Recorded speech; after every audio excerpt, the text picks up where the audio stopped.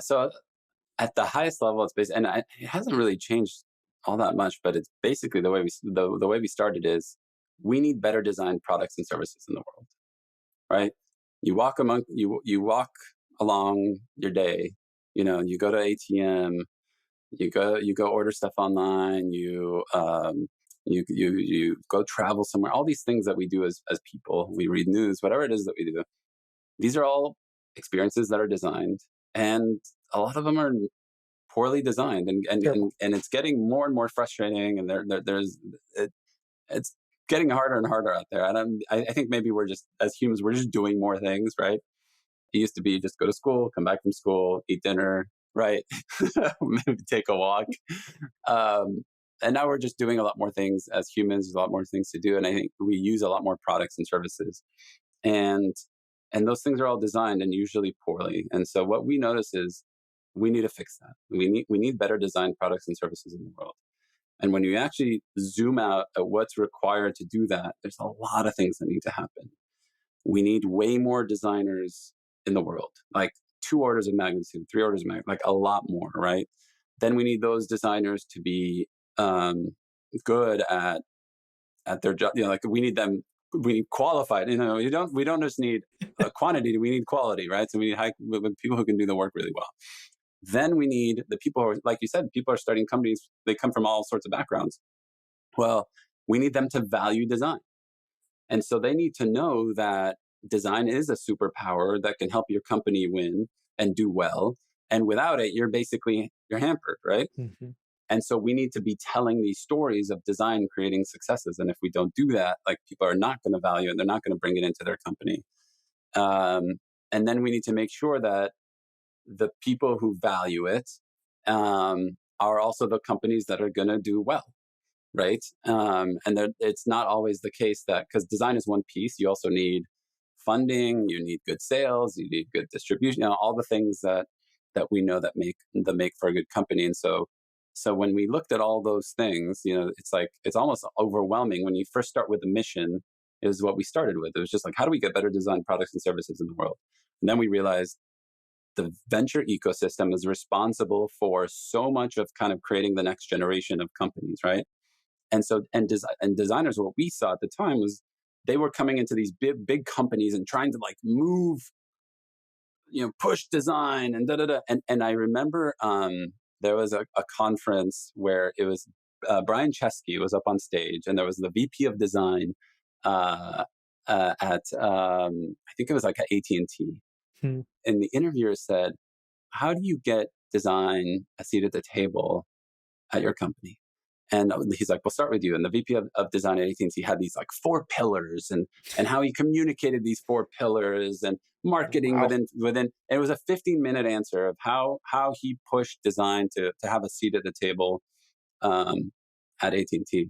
And then he's like, Brian, what about you? How do you get design a seat at the table at Airbnb? And Brian goes, well, because it's my fucking table. That's how. It's a great answer. Great answer. And I was like, oh my gosh, that's right. It's his fucking, it's right. At Airbnb, of course, design has a seat at the table. The CEO, it's the CEO's table, right? Mm-hmm. And you see it in everything. And that moment, it kind of like further cemented for me. If you bring design in on the ground floor, it doesn't have to be a designer CEO, but it just has to be. Ask anyone who's been at Stripe for a long time. They understand the value of design, because design is permeate. And those, John and Patrick are not designers by background, but they value it. They, one of the first hires they had was a designer. They made sure design was given time and space and resources to thrive at Stripe. And now you have all these people that worked at Stripe who, when they're starting companies, look at the stuff that Stripe employees have started since leaving Stripe, and all those products are beautifully designed. Why?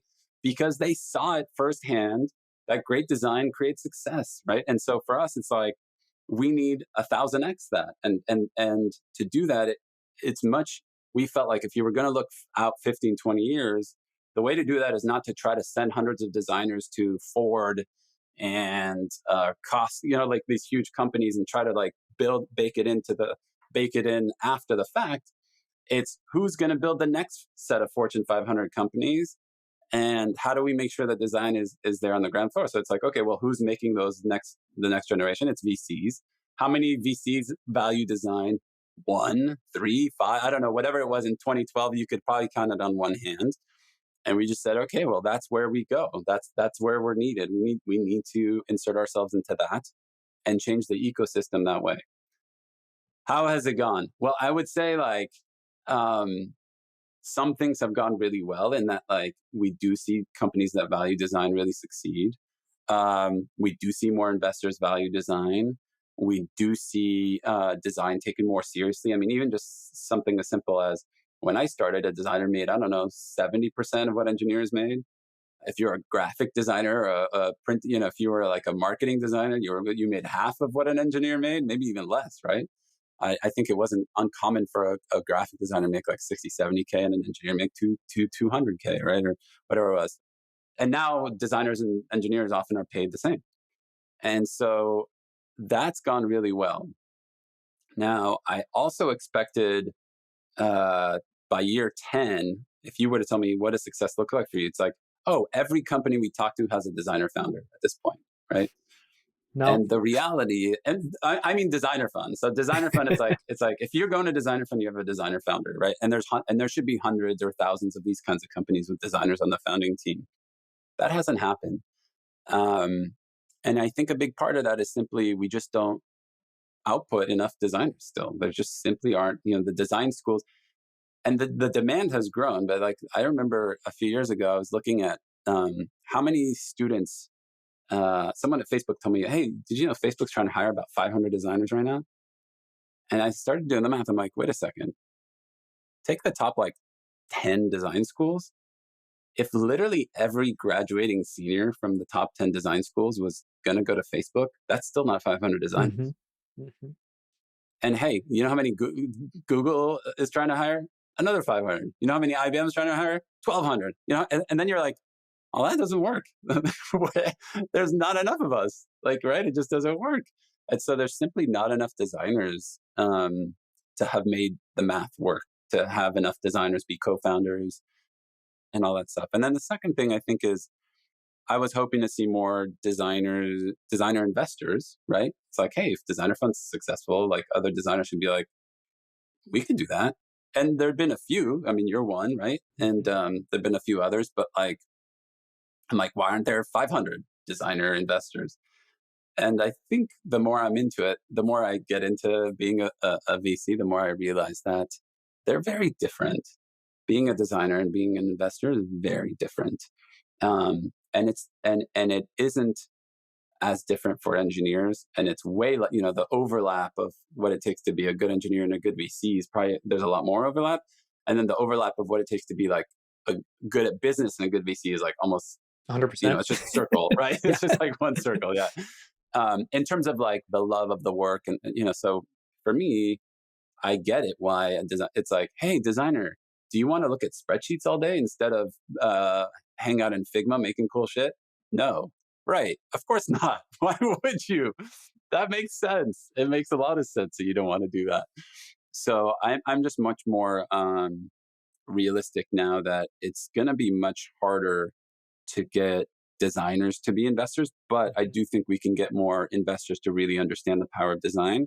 And I think we can do a lot more to support the designer angel ecosystem, that's where I'm starting to realize that's where we can get the 100,000x, because designers are actually eager and excited to be angels because it's less of a commitment financially, it's less of a commitment time-wise, and it lets them spend most of their time still being a designer while kind of scratching the itch of being a consultant and having more breadth of work. So I think that's a place where every one of us can be, that's where we can create some real change. So I would say like, a lot of, in terms of like, where are we 10 years after we started? I think like there's a lot of things that have worked well. Designers Fund is successful. Our funds are doing well.